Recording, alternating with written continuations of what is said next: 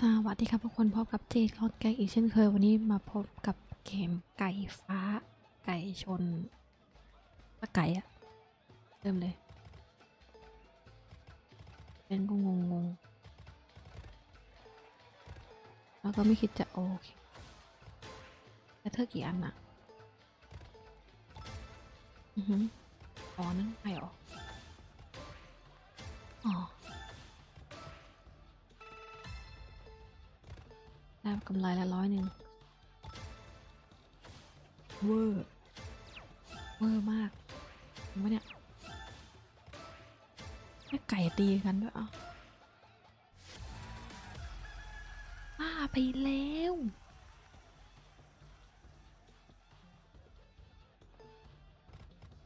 งงจ้างงมากจ้า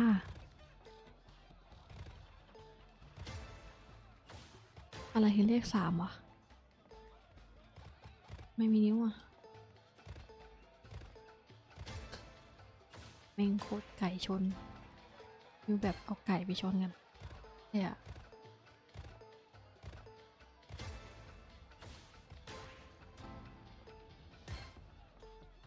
ให้กูครั้งแรกแม่งก็ไม่ให้กูอีกเลยเย็นนิ่งเลยทีนี้เอ๊ะเพื่ออะไรลงมา3 นิ้วหมายความว่าไง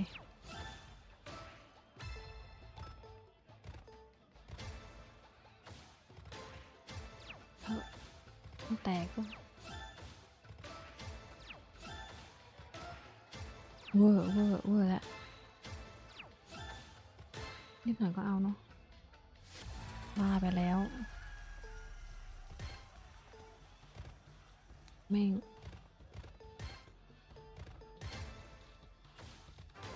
สแคตเตอร์3 อันน่าลงอ่ะ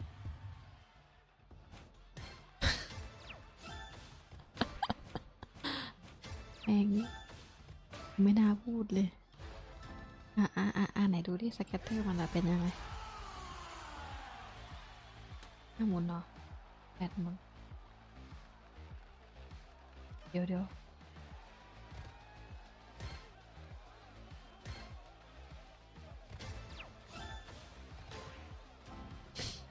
ชอบจังเลยตอนแบบแตกแล้วมันตีกันดิอลังดิ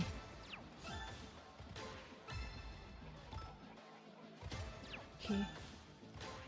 ถึง200ไม่น่าถึงอะ37นะ29แกเธอเฮ้ยเกินอะไรอะงงไหมเนี่ยอยู่ได้อีก200เห็นยังมีรองเท้าเนี่ยรีบลงเหอะมันจะรุนแรงขนาดนั้นเอ้าอะไรวะ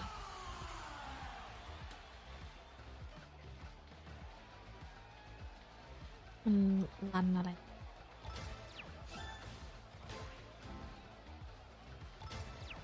อ่า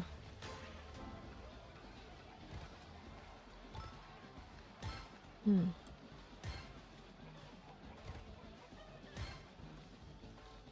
รันทำไม41 บาทเชื่อ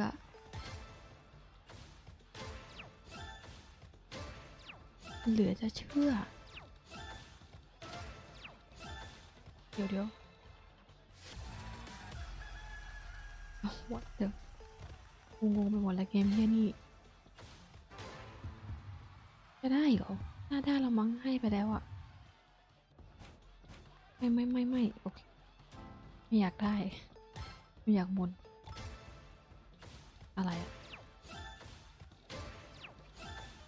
What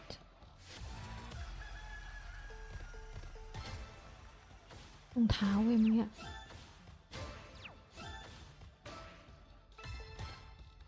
ขยันโอ้โหวายมันไม่ได้แบบอันเดียวเนาะแบบมี3 อันอะแล้วก็แบบก็นับถอยหลัง2อะไรเงี้ยดูดิก็4,200แล้วอะแต่จะเชื่อ5,000ไปอยู่ได้ไหม คนโลภถ้าได้กูโคตรจะเหลือเชื่อ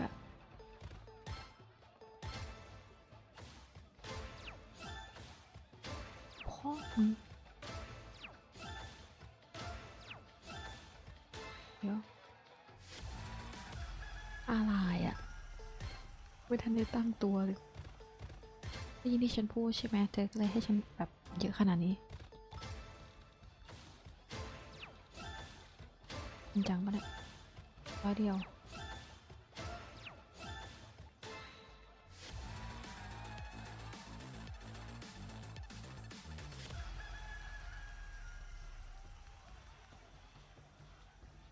พอจีบขาดได้ไม่เงินเอาให้1,000ดิถ้าแน่จริงแน่จริงเปล่าให้เปล่านี่สแคตเตอร์แค่ไม่เกิน50 บาทก็ไม่เอาไม่ต้องให้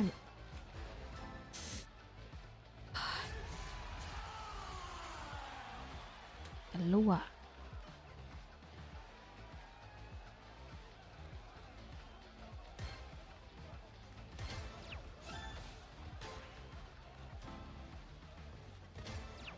ไม่ถึง100อย่ามาคุยกัน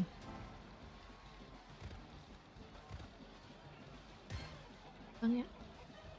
ไม่ให้รู้นั่นน่ะเห็นไหมไข่5,000ไว้น้องไม่ได้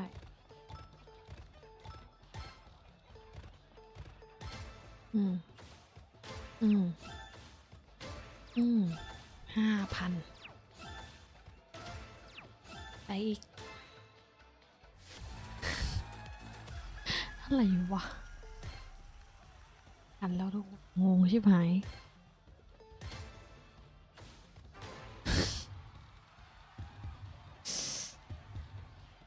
มึงลงมาเลยอย่าลีลาของฟรี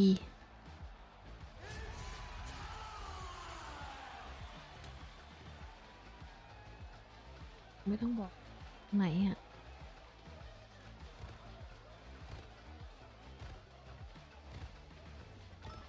เดี๋ยวจะชิกะ